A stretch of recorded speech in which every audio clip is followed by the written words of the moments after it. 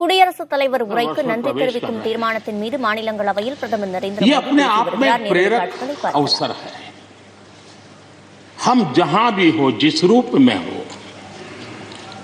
मां भारती के संतान के रूप में इस आजादी के 75वें पर्व को हमने प्रेरणा का पर्व बनाना चाहिए। देश को आने वाले वर्षों के लिए तैयार करने के लिए कुछ न कुछ कर गुजरने का होना चाहिए।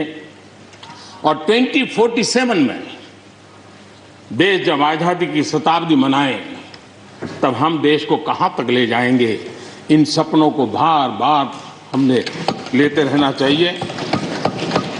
आज पूरे विश्व की नजर भारत पर है, भारत से अपेक्षाएं भी हैं और लोगों में एक विश्वास भी है कि अगर भारत ये कर लेगा दुनिया की बहुतेक समस्याओं का समाधान वहीं से हो जाएगा। ये विश्वास आज दुनिया में भारत के लिए बड़ा है। आदरणीय सभापति जी, जब मैं अवसरों की चर्चा कर रहा हूं तब महाकवि मैथिली शरण गुप्त जी की कविता को मैं उद्घोषित करना चाहूंगा। गुप्त जी ने कहा था, अवसर तेरे लिए खड़ा है, अवसर तेरे लिए खड़ा है, फिर भी तू चुपचाप पड़ा है। अवसर तेरे लिए खड़ा है, फिर भी तू चुपचाप पड़ा है। तेरा कर्म क्षेत्र बड़ा है, तेरा कर्म क्षेत्र बड़ा है, पल पल है अनमोल, पल पल है अनमोल। अरे भारत उठ, अरे भारत उठ, आंखें खोल। ये मैथिली शरण गुप्त जी ने कहा था। लेकिन मैं सोच रहा था, इस कालखंड में 21वीं सदी के आरंभ में अगर उनको लिखना होता तो क्या लिखते? मैं कल्पना करता था कि वो लिखते, अवसर तेरे लिए खड़ा है, अवसर तेरे लिए खड़ा है, तू आत्मविश्वास से भरा पड़ा है, तू आत्मविश्वास से भरा पड़ा है। हर बाधा, हर बाधा, हर बंदिश को तोड़, हर बाधा, हर बंदिश को तोड़। अरे भारत, अरे भारत, आत्मनिर्भरता के पथ पर दौड़, आत्मनिर्भरता के पथ पर दौड़।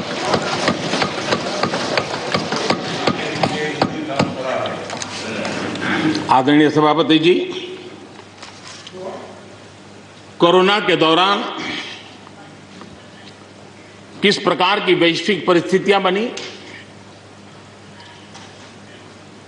कोई किसी की मदद कर सके ये असंभव हो गया। एक देश दूसरे देश को मदद न कर सके, एक राज्य दूसरे राज्य को मदद न कर सके,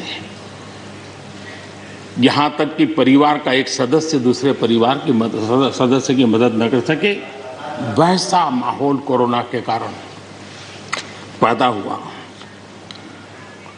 भारत के लिए तो दुनिया ने बहुत आशंकाएं जताई थी, विश्व बहुत चिंतित था कि अगर कोरोना की इस महामारी में अगर भारत अपने आप को संभाल नहीं पाया तो न सिर्फ भारत लेकिन पूरी मानव जात के लिए कितना बड़ा संकट आ जाएगा, ये आशंकाएं सबने जताई। करोड़ों लोग फंस जाएंगे, लाखों लोग मर जाएंगे। हमारे यहां भी डराने के लिए भरपूर बातें भी हुई। अरे ये क्यों हुआ, ये मेरा सवाल नहीं है, क्योंकि एक अननोन एनिमी क्या कर सकता है किसी को अंदाज नहीं था। हर एक ने अपने अपने तरीके से आकलन किया था। लेकिन भारत ने अपने देश के नागरिकों की रक्षा करने के लिए एक अननोन एनिमी से, और जिसकी कोई पूर्व परंपरा नहीं थी कि ऐसी चीज को ऐसे डील किया जा सकता है, इसके लिए ये प्रोटोकॉल हो सकता, कुछ पता नहीं था। एक नए तरीके से, नए सोच के साथ हर किसी को चलना था। हो सकता है कुछ विद्वान सामर्थ्यवान लोग, उनको कुछ और विचार हो सकता है, लेकिन था ये कि एक अननोन एनिमी था और हमें रास्ते भी खोजने थे, रास्ते बनाने भी थे और लोगों को बचाना भी था।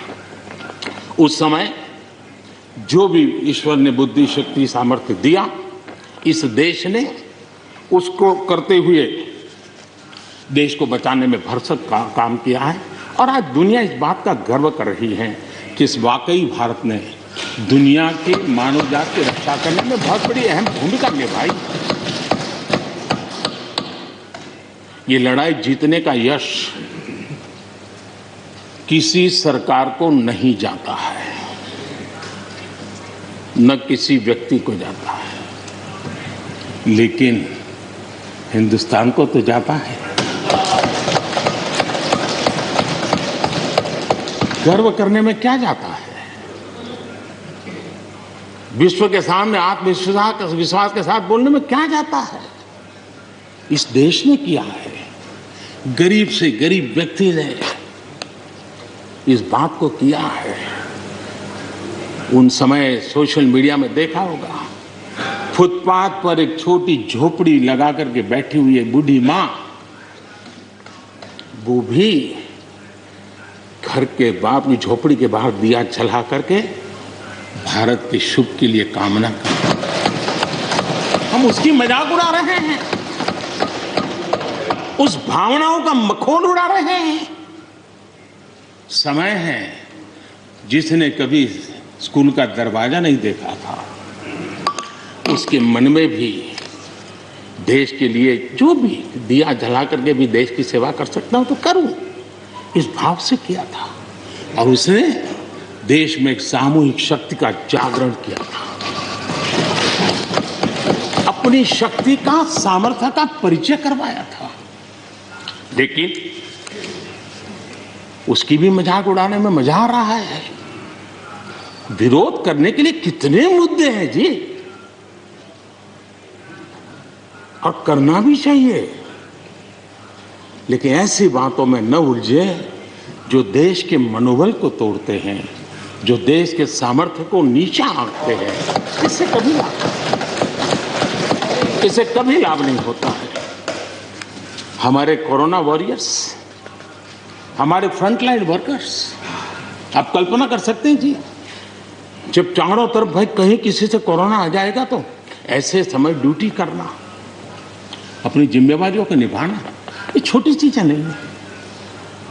इसका गर्व करना चाहिए, उनका आदर करना चाहिए और इन सब के प्रयासों का परिणाम है कि देश ने आज ये करके दिखाया। हम जरा भूतकाल की तरफ देखें, ये आलोचना के लिए नहीं है, उन स्थितियों को हमने जिया है।